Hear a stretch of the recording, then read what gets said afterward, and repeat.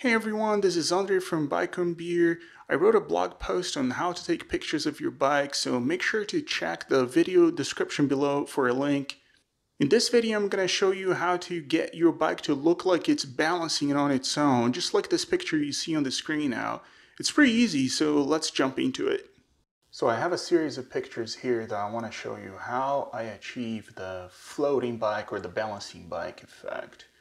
I went out on a bike ride and I found a good spot that I wanted to take some pictures of my bike. This is my purple Karate Monkey, very photogenic bike. And first I start, with a series that I didn't quite like, but then I got to this series here. So first I put my camera on the tripod really close to the ground. Here you can see me looking at my cell phone because I'm streaming the image from my mirrorless camera to my cell phone. So I'm framing the picture using my cell phone. You can see here that I moved the bike a little bit. Still staring at my screen here, trying to frame the shot. And the reason why I'm crouching down here is because I don't want my shadow to interfere with this side of the picture. This is kind of a tricky situation because the sun was rising. This was a little bit earlier in the morning and the sun's right behind me here, like right on my back. So if I was standing up, that shadow would go across the whole frame. So I'm gonna use my cell phone to trigger the camera. Look, the cranks are leveled, pedal is leveled. I removed the water bottle from the frame. Really clean look. Things are looking okay. I was ready to take the picture.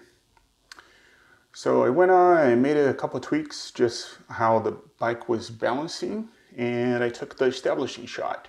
So this is the shot that I picked for doing this effect that we're talking about. Next, I moved to the other side of the bike. This is gonna make a little bit more sense once we jump into Photoshop and I show you how to do this. And here what I'm trying to do is to stay out of the frame as much as possible. I'm using my hand to keep the bike steady. But what I'm gonna do, I'm gonna use my phone again to trigger a sequence of shots.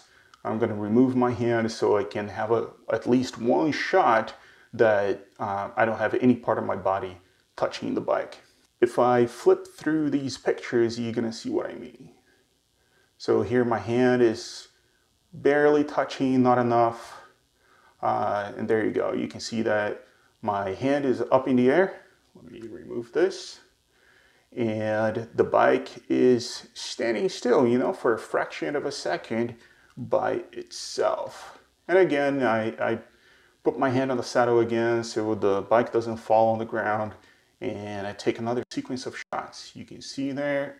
And that's it. That was the last one. I go through the sequence and I try to decide like which picture do I want to use. So what I'm trying to find is a picture that I'm almost out of the frame, so it's easy to basically replace the person with an area from another picture. The area from the other picture that we're going to use is from this picture. So this picture is really just gonna be used so we can have this area here where I'm standing in the other picture. I figured this one was a good one. I'm pretty much out of the frame. Should be pretty easy to do this once we jump into Photoshop. I didn't make any adjustments to these pictures yet. I am going to take them to Photoshop and then tweak them back in Lightroom.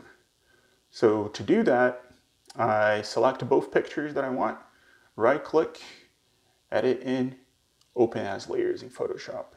So here we are in Photoshop. One thing that I noticed is that Photoshop opened it with the wrong picture on top.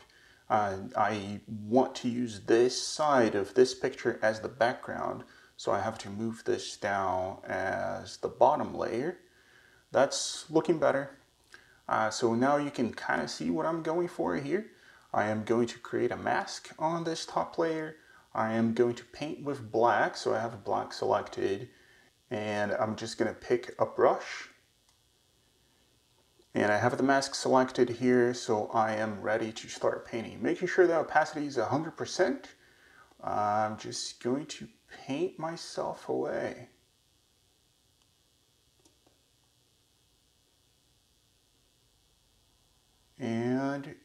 there you go. And here's what we ended up with. If I toggle this on and off, you can see that I'm basically just removing myself from the picture. And this is all we're doing. We're just painting this, and this is the mask I selected. And we're painting this side of the picture, so we're revealing the bottom picture. So the bottom picture is where I am standing to the right, and this part is clear of interference, and then I am just revealing that section of the picture down below into this new picture.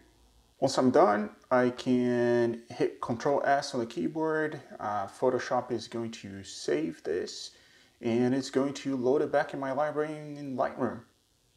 So we are back in Lightroom. I have my PSD file loaded up in the library automatically. And now I just have to make some tweaks to this photo. I'm gonna change the white balance a little bit. Exposure, contrast look okay. Lower the highlights. Mess around with the settings a little bit, trying to increase the contrast of this picture a little bit.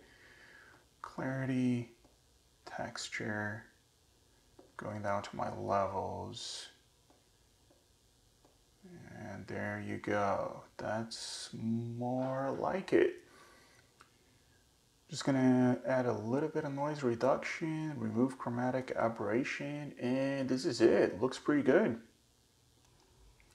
So we went from this to this with just a little bit of Photoshop and Lightroom magic.